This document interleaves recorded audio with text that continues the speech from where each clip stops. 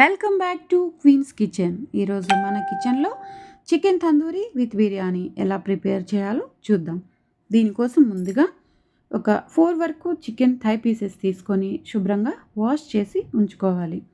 ఇప్పుడు ఇందులో కొద్దిగా ఉప్పు, పసుపు అండ్ కారం, గరం మసాలా, ధనియా పౌడర్, జీరా పౌడర్, పెప్పర్ పౌడర్, కొంచెం చికెన్ మసాలా అంటే మనకి బయట దొరుకుతుంది కదా, నేను శక్తి చికెన్ మసాలా యూజ్ చేశాను.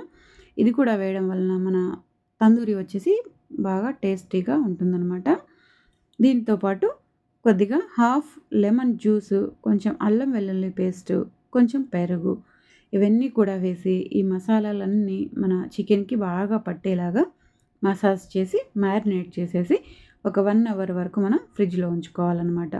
ఇలా ఫ్రిడ్జ్లో ఉంచుకోవడం వలన మనకి చికెన్ అనేది చాలా సాఫ్ట్గా జ్యూసీగా ఉంటుంది. లేదంటే చాలా రఫ్గా మనం తినలేకపోతాం అనమాట. ఇలా అయిపోయిన తర్వాత మనం బిర్యానీ ప్రాసెస్ చూద్దాం. బిర్యానీ ప్రాసెస్ కోసం మనం ఒక 3 గ్లాసెస్ వరకు బాస్మతి రైస్ తీసుకొని వీటిని శుభ్రంగా వాష్ చేసి 1:2 రేషియోలో వాటర్ వేసుకొని నానబెట్టి ఉంచేసుకోవాలి.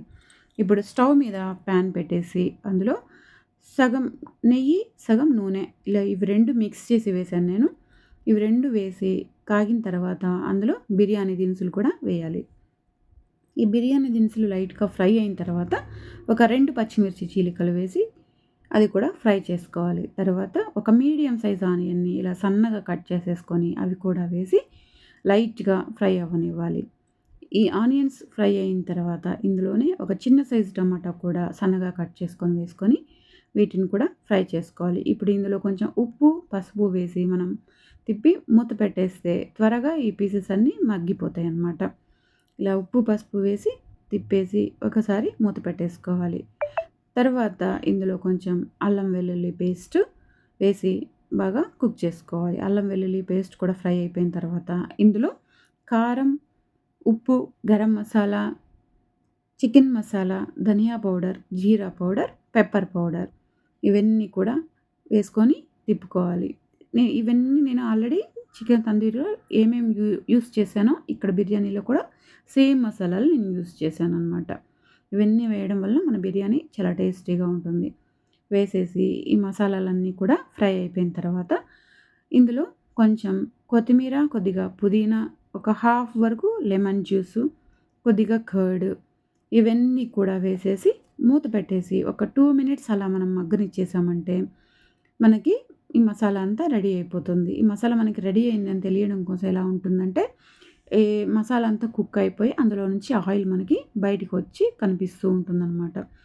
ఈ టైంలోనే మనం ఇంకా ఇందులో రైస్ యాడ్ చేసుకోవచ్చు. ఈ మసాలా అంతా ఇట్లా కుక్ అయిపోయిన తర్వాత మనం ముందుగానే నానబెట్టి ఉంచుకున్న రైస్ వేసి ఒకసారి బాగా అలా తిప్పేసి మూత పెట్టేసుకుంటే మనకి ఒక 20 మినిట్స్లో బిర్యానీ రెడీ అయిపోతుందన్నమాట.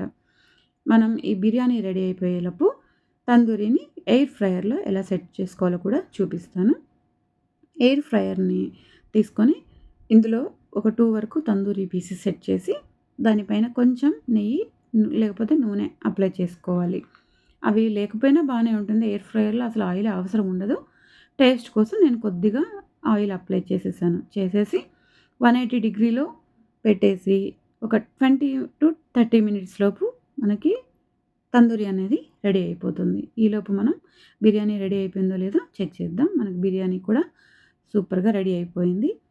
తందూరి కూడా 2 మినిట్స్లో రెడీ అయిపోతుంది. అంతే, tasty tandoori with chicken biryani మనకి రెడీ అయిపోతుంది. హాఫ్ అన్ అవర్లోనే మనం హెల్తీగా ఇంట్లో కుక్ చేసేసుకోవచ్చు. ఇలా ఇంట్లోనే ఫ్రెష్గా పిల్లలకి చేసిస్తే ఎంతో హ్యాపీగా వీకెండ్ని ఎంజాయ్ చేస్తారు. Please subscribe to my channel. Thank you.